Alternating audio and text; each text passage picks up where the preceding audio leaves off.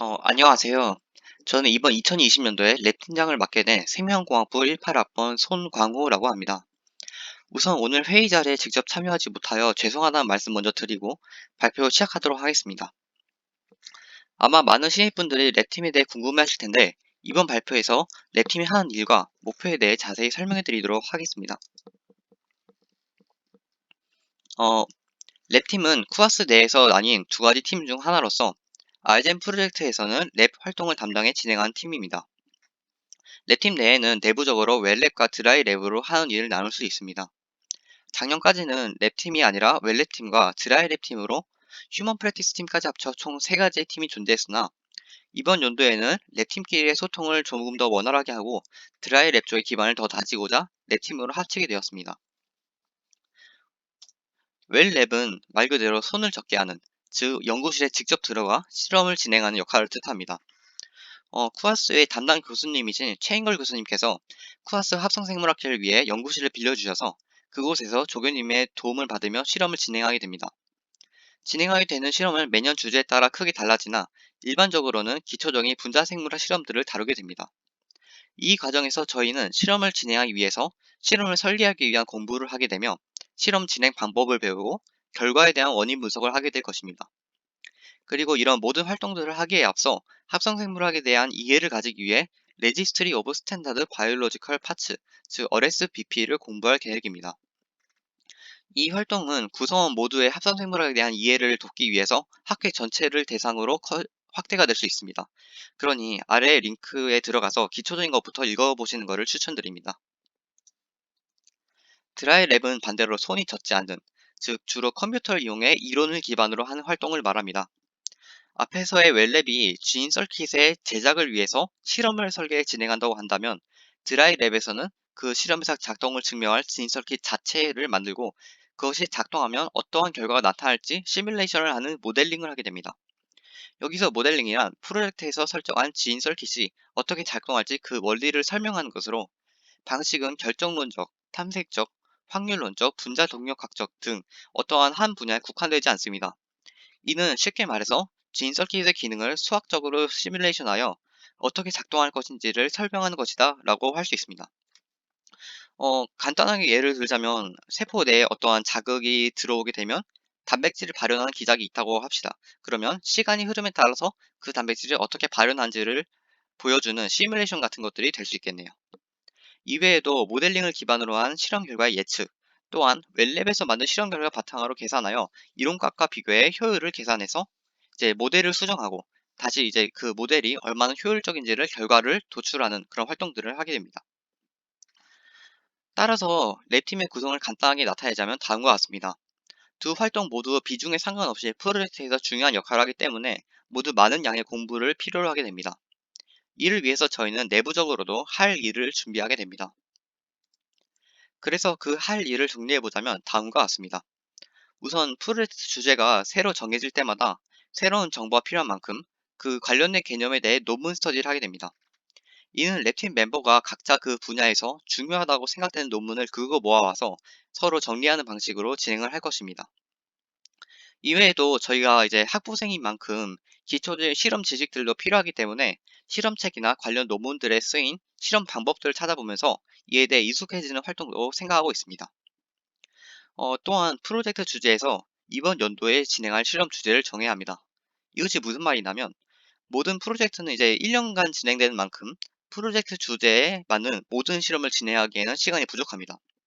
이제 따라서 1년이라는 기간 동안 프로젝트 주제에 맞게끔 진행할 수 있는 실험 주제를 따로 설정해서 진행하게 됩니다. 그 이후에는 구체적인 실험 단계를 설정하게 되는데 이것 역시 이제 연구 쪽 지식이 필요하기 때문에 공부를 필요로 하게 되죠. 이후 설정한 실험 단계에 따라서 실험을 진행하게 됩니다. 실험을 하기 위해서는 실험에 대한 기초적인 지식과 익숙해지는 것이 필요하기 때문에 이제 여름방학 동안 또는 그 이전부터 집중적으로 최인걸 교수님 연구실에 매일 모여서 조교님들의 일을 도우며 기초적인 안전지식과 실험 지식을 배워야 합니다. 이제, 이제 저희가 계획을 세웠다고 해서 실제로 저희가 바로 실험을 시작할 수가 없고 최인걸 교수님의 컨펌 하에 그 조교님의 도움을 받아서 진행을 하기 때문에 이제 이런 과정을 위해서는 실험실에 익숙해져야 할 필요성이 있습니다. 따라서 실험실에 자주 나와야죠. 만약에 인원이 많아지게 될 경우 실험실의 공간 제약으로 인해서 나가는 인원을 조정해야 할 수 있는데, 이는 이제 추후에 아이디어 회의를 통해서 합리적인 아이디어를 찾아내도록 하겠습니다. 그리고 또한 진행된 실험은 영상을 통해 공유를 함으로써 이제 구성원 모두가 실험에 대해서 모르는 부분이 없게끔 하도록 노력할 계획입니다. 그리고 이제 실험을 진행하면서 항상 대비해야 하는 것인데, 이것이 바로 실패입니다. 실패가 항상 빈번하게 일어나기 때문에 실패 방생 시 이제 원인 분석과 해결 방안을 찾아내는 것을 한 해 할 일로 잡게 되었습니다. 그리고 이 모든 것을 이제 시작하기 위해서 모델링을 같이 공부할 것인데요. 모델링이 잘못되면 실험 전체를 다시 시작해야 하는 불상사가 일어날 수 있기 때문에 이는 아주 중요하다고 할 수 있습니다. 마지막으로 저희는 이제 펀딩 일환으로서 CCP라고 하는 고려대학교 내 연구 프로젝트를 동시에 진행합니다. 이 프로젝트로 사용된 주제들은 주로 이전 연도의 연구들을 발전시키는 방법으로 많이 진행하였습니다. 또는 학회에서 선택되지 않았으나 이제 실현 가능성이 보이는 그런 프로젝트들을 CCP에서 진행하는 것도 한 가지 방법으로 생각하고 있습니다. 그래서 이제 매년마다 CCP를 이제 고정으로 진행을 하고, 이외에도 이제 펀딩을 비롯한 여러 목적으로 지원하게 되는 이제 프로젝트들에서 실험을 맡아 진행하게 될 것입니다. 그러면 랩팀이 아이잼에서 챙겨야 할 목표가 무엇인지를 이제 한번 살펴봅시다. 이를 확인하기 위해서는 아이잼 매달 크리테리아를 확인하면 됩니다. 아이잼은 이제 그 지원하는 각 팀끼리 경쟁을 통한 순위 매기기를 하는 것이 아니라 팀끼리의 합성 생물학 교류를 위한 상호 발전을 목표로 하고 있기 때문에, 메달을 순위에 맞춰주는 방식이 아닌 각 메달마다 최소 조건을 달성하는 경우 지급을 하는 방식입니다. 그래서 이제 살펴보자면 브론즈, 실버 메달의 경우에는 하위 단계를 포함한 모든 조건을 만족하면 지급을 하고, 골드 메달의 경우 하위 단계를 포함하고 골드 메달 조건 2개를 추가로 달성하면 받을 수 있습니다. 따라서 이제 저희는 랩팀에서만 해결할 수 있는 목표들을 확인하면 되겠죠.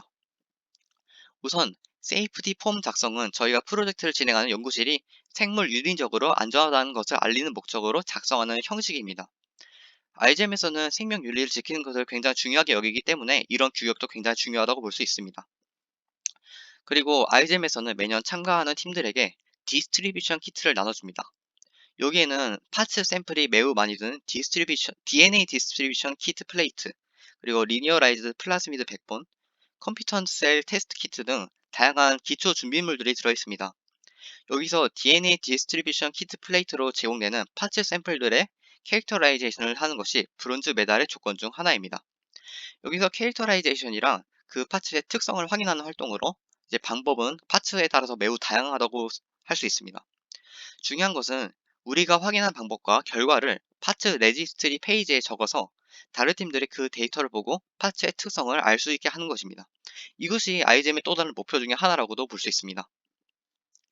그리고 레지스트리에 우리의 프로젝트에 쓰인 파츠를 새로운 파츠 페이지로 등록하는 것으로 실버 메달 조건을 만족할 수 있으며, 기존의 것에서 더 발전시키거나 방금 말한 우리의 파츠에서 더 발전시킨 파츠를 다시 새로운 파츠 페이지로 등록하는 것으로 이제 골드 메달 조건을 만족할 수 있습니다.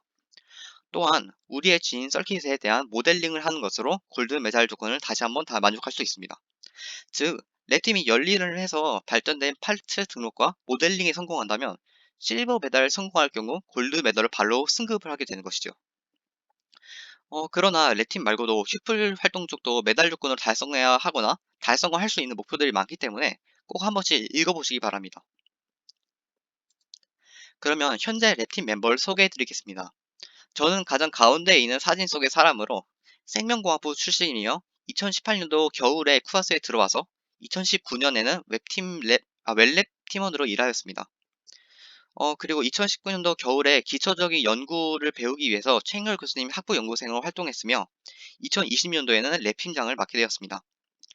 현재 제가 생각하고 있는 가장 큰 목표는 실험 계획, 과정, 결과 이런 교류를 최대한 늘려서 이제 몇 사람만이 실험에 많이 활동하는 것이 아니라 실제 구성원 모두가 실제로 실험을 한다고 생각할 정도로 배경 지식을 만드는 것입니다. 어, 그리고 지금 이제 영상을 멈춰 주시고요. 네, 다른 랩팀 분들도 이제 각자 자기소개를 해주시면 감사하겠습니다. 그러면 마지막으로 랩팀에 대한 설명을 마치며 마치는 말을 한 3마디 정도 하겠습니다. 쿠아스는 1년 프로젝트를 준비하는 학회인 만큼 매년마다 공부하는 것이 많이 달라지게 됩니다. 그리고 누가 많이 알거나 누가 적게 하는 것에 상관없이 교류를 통해서 모두가 지식을 공유하고 이를 다음 세대로 전달하는 것이 너무나 중요하다고 생각합니다. 따라서 랩팀에 들어와서 서로서로 도우면서 부족한 점을 공유하면서 랩팀을 만들어 가봅시다. 이상 랩팀장 손광호의 발표였습니다. 감사합니다.